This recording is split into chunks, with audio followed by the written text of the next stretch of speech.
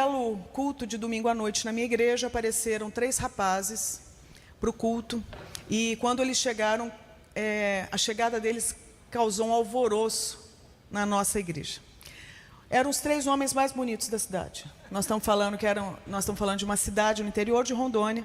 E de repente os 3 homens mais bonitos chegaram no culto. Foi um avivamento, né, no caso. Né, aquela irmã que estava sem fé, ela falou: olha, Deus existe, Deus é bom, não é? E Deus ainda atende o clamor, não é verdade, das suas filhas.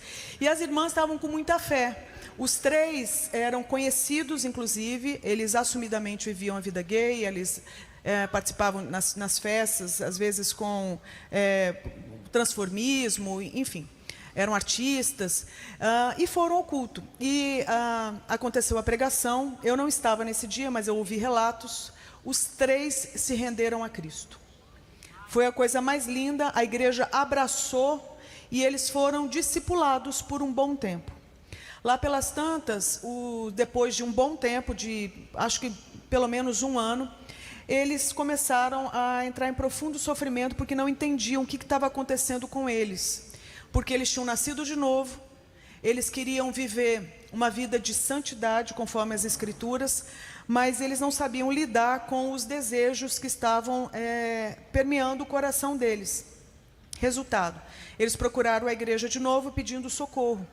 Então, o pastor aconselhava, orava com eles saíam dali se sentindo melhor, passavam um tempo e voltavam. Isso foi acontecendo até que chegou uma hora, eram os 3 chorando de um lado e o pastor do outro, porque já ninguém sabia mais o que esperar. Resultado, os 3 desviaram. E foi uma grande dor para todas as partes, porque havia amor genuíno entre todos eles. A igreja, com os seus novos membros, a liderança, eles com a igreja, porque eram a igreja também. Resultado, os 3 desviaram e foi um choque para a nossa igreja.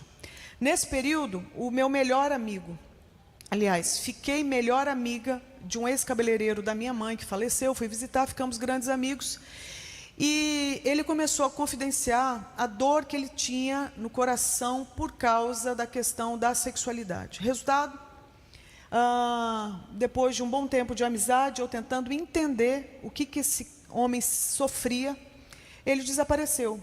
E foram dias de angústia, eu não sabia se meu amigo estava vivo ou morto, até que finalmente ele atendeu a minha ligação, já estava dentro de um ônibus mudando de estado. E ele disse assim para mim: acordei de mais uma tentativa frustrada de suicídio, nem para morrer eu presto. Eu observei aquilo ali, e aquilo ali para mim foi um impacto. Eu tinha acabado de chegar do Canadá, tinha ficado 2 anos estudando Bíblia num seminário maravilhoso lá. Então eu voltei para o Brasil exalando o Espírito Santo, com os melhores livros na bagagem. Mas não lembrava de nenhuma aula sobre sexualidade. Não lembrava de um livro. Eu não lembrava de um nada. Eu lembrava de versículos que eles todos já sabiam, mas não sabiam como aplicar na própria vida. Gente, eu fiz uma oração só. Tamanho meu desespero, porque era o meu melhor amigo tentando morrer para ver se parava de sofrer. E a minha oração foi uma só, não deu tempo de eu fazer nada melhor para impressionar a Deus. Foi: Deus, das duas uma, ou o Senhor está mentindo ou nós. Ou o Senhor está mentindo, dizendo que Jesus dá conta do recado e não dá, ou nós não entendemos o recado. Eu parei, pensei, lembrei do versículo que falava que Deus não mente, não há mentira em Deus. Eu entendi o seguinte: eu não tenho fé para crer que o Senhor Jesus não dê conta, eu não tenho fé para crer que o sangue de Jesus não tenha poder, eu não tenho fé para crer que Jesus tenha mentido quando Ele disse na cruz: está consumado. E eu sei que aquele está consumado contempla todos os desafios daqueles que Ele dá conta, de todos os desafios. Está consumado.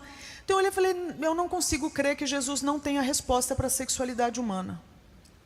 Aí eu fiz uma oração e pedi para Deus: me ensina, Senhor, porque eu não me conformo em gente buscar sabedoria na igreja, que é corpo de Cristo, e não encontrar. Eu não me conformo. O que eu não imaginava é que isso aí fosse mudar a minha vida. Fui enviado então para ajudar na implantação da Missão Avalanche. Então a Avalanche é uma agência de missões urbanas que quer servir a igreja no país e mundo para olhar para essa dor que todo mundo tem falado aqui, que está no relatório, olhar para essa dor e a gente entender o seguinte: o Evangelho do Senhor Jesus Cristo dá conta. Só que não dá para ser preguiçoso e achar que as velhas respostas de sempre vão dar conta das perguntas que são contemporâneas. A questão é quem está a fim de enfiar a cara no esgoto para sentir o cheiro e descobrir qual é a dor do povo e como que a mensagem do Senhor Jesus dialoga, fazendo enfrentamento direto e redentivo para o nosso tempo.